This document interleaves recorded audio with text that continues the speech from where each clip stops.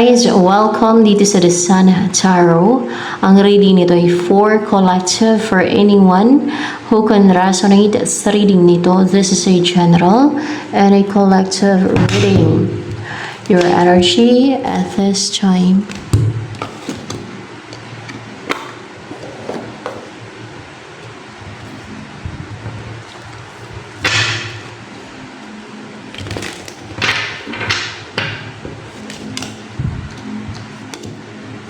Positive, inspired, optimistic, or famous, pwede din ganon, or popular, or else kung hindi ka man famous or popular, ay positive ka lang ngayon, or inspired, yan. Pwedeng popular ka sa circle of friends mo, sa lugar ninyo, pwede din. Ano pang about sa'yo? Knight of Wheels in reverse. Distracted ka sa ginagawa mo. Parang patigil-tigil yung ginagawa mo ba? Ganon. Distracted ka. Parang patigil-tigil. Parang pahinto-hinto. Parang wala kang focus. You're not committed sa ginagawa mo. Siguro may mga distractions or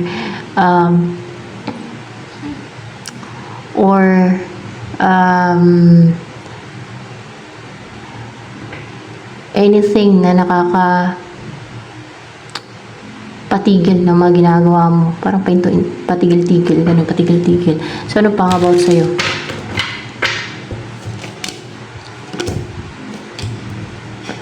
Eight of Wheels. Masipag ka naman, hardworking. Pero, yun nga lang, yung kung ano yung ginagawa mo ay patigil-tigil, or maybe kung may communication ka ng person mo ay patigil-tigil, pwedeng ganun din with the Knight of Wheels. Basta may patigil-tigil sa energy mo na parang hindi tuloy-tuloy, hindi continuous, you're unstable, you're ungrounded, ganun. Unreliable right now kasi unstable ka.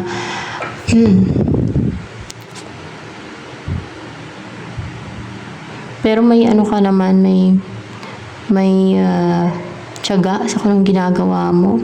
Ayan. Ano pa about sa'yo? Parang pahinto-hinto kasi ginagawa mo, ganon. Nagsucceed ka, nagtagumpay ka. Maybe over your enemies, over challenges. Nagtagumpay ka saan?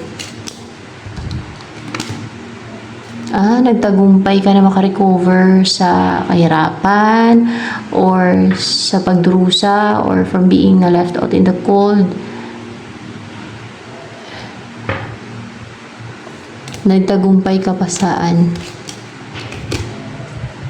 Over superior people, sa mga superior na tao sa buhay mo. Nagtagumpay ka pa saan? Meron pa ba? Over your enemies. Ayan, over those people na gustong hadlangan ka, harangan ka sa mga goals mo, sa happiness mo, sa mga taong nag-challenge sa'yo, sa mga kaaway, in short, sa mga gusto makipag-compete sa'yo. Nagtagumpay ka over saan pati? Over this family, 10 of Cups. Nagtagumpay ka saan sa mga scheme nila?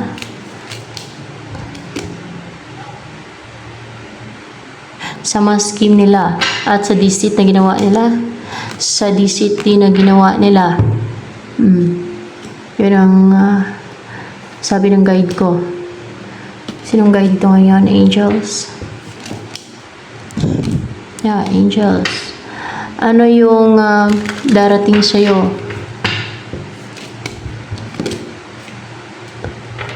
The Empress. Person ba itong darating sa'yo na the Empress? It's a person, attractive na person. Lahat na sa kanya, marriage material, brave and positive kasi we're color red.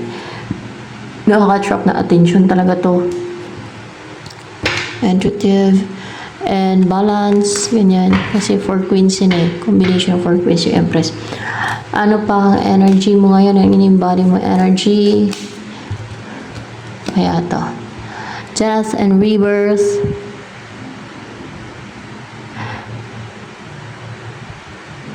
Para kang dumadaan sa transformation ngayon.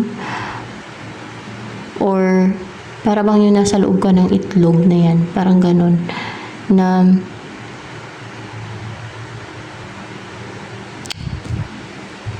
nag-grow ka. Nag-grow ka sa loob ng itlog na yan para pag ready ka na mapisa, then lalabas ka na dyan at maging bata. Ganun maging bata. Maging new person. Kasi may magbago niyan sa'yo. May mag-transform. May mag-improve. Parang maging ibang person ka na, maging iba na yung personality mo, ganun.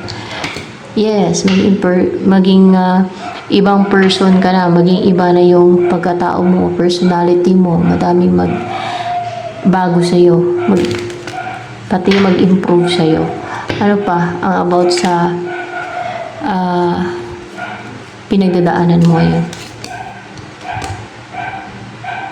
That's why unstable ka ngayon.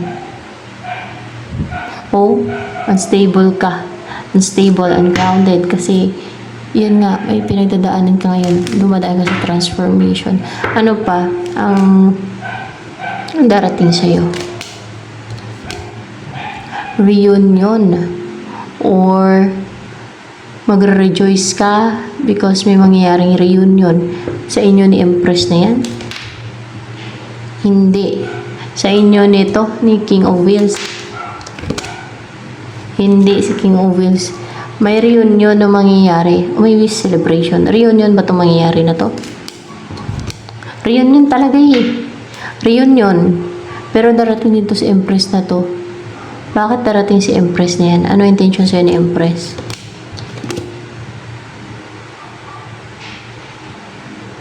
Mag-offer ng cup of love. Yan ang intention sa'yo ni Empress. Pero may darating din na reunion. Empress ba ang meant for you? Si Empress nga ang meant for you. Pero there is a reunion also. Maybe a reunion with your family, with your loved ones. Yan. Or mag-rejoice ka with your friends, with your family. Yan, there is a reunion na mangyari. Siya talaga ang meant for you, si Empress na yan na magkakaroon ng union sa inyong dalawa. Na magkaroon ng reconciliation, balance, union, ganun. Maging partner mo siya. Kilala ka na ba ni Empress? Kilala ka na ni Empress eh. Ano? Anong feelings ni Empress?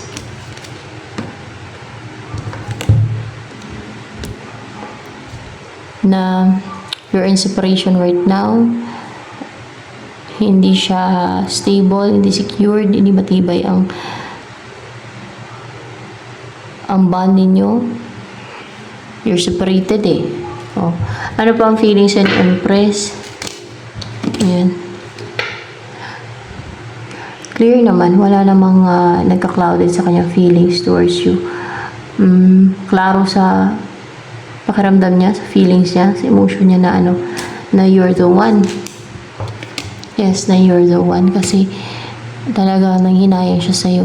Or may panghinayang na you're a huge loss sa buhay niya, na malaki yung pinanghinayangan na talagang nagruksa siya, naging emotional siya, talagang dinamdam niya, napektuhan talaga siya emotionally nung nawala ka sa buhay niya kasi kilala ka na niyan. Kung maybe nung nagkalayo kayo o nagkaroon ng separation sa inyo, talagang nag-grief siya, naging emotional, naapektuhan talaga siya. Ano pa ang iniisip ni Empress na yan sa iyo ngayon?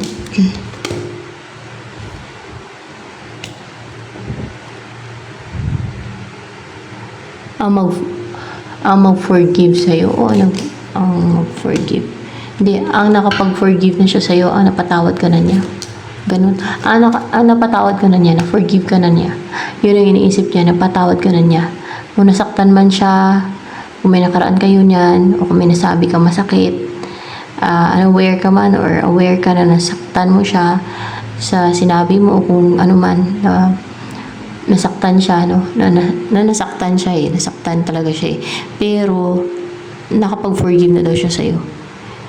Na-forgive ka na niya. Yun ang nasa isipan niya. And, ready na siya for a union yan kasi na-forgive ka na niya. Napatawad ka na niya. So, ano pa, ang iisip ni Empress ngayon na gagawin towards you? Upright ba yan? Yeah. Ang mag-take na action,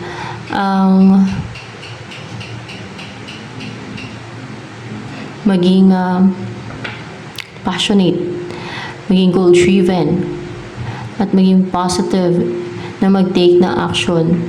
Ano pa, iniisip ni Empress sa'yo ngayon?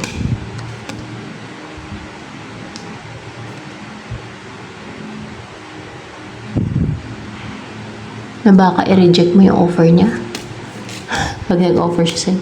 O yun ang mga iniisip niya din na baka i-reject mo yung offer niya, baka hindi mo tanggapin, ganun. Ano pa?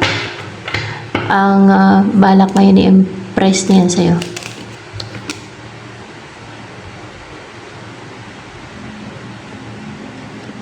Upright ba to? Page of Cups. Ang mag-offer ng cup of love. Ganon. Ang mag-offer ng cup of love.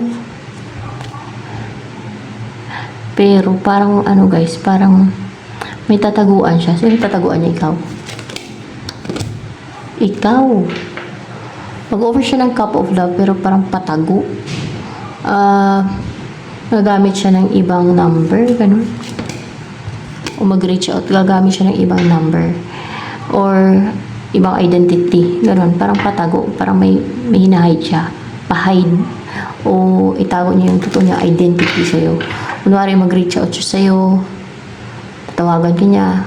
O kaya i-message. Gagamit siya ng ibang number. I-hide niya yung identity niya. Ganon. May pagka-deceitful. Ano pa? Ang balak ni Empress na yan sa'yo. Ang asawahin ka, maging provider mo.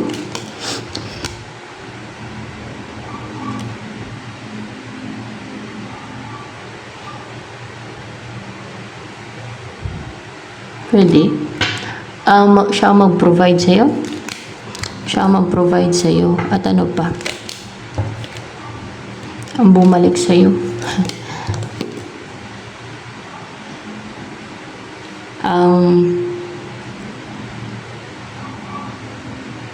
Kumilos ang mag-take ng action.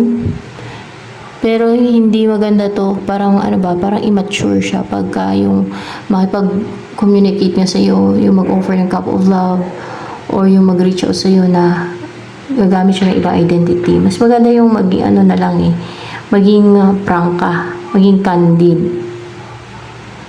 Maging matapang siya na mag-offer ng cup of love sa'yo, hindi nagagamit pa siya ng ibang identity. Lituhin ka lang niya pagka ganun. Parang it's a sign of immaturity and toxic na klase ng tao, yung ganyan. So ano pa?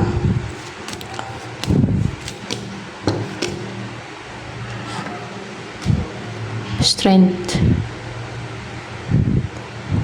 Ang maging matapang siya. Yung matapang na inside and out, no? Na hindi lang matapang sa panlabas. Yung maging matapang siya na lalapit sa'yo, na magpaamo sa'yo, gano'n, na kausapin ka, yung makipag-communicate sa'yo, gano'n. Yan, ano pa, so that maging close na kayo, you will build a strong bond. Ano pa ang energy mo yun? Masculine, feminine, strong, powerful, and brave, very brave. So yan guys, ito na lamang for collective reading.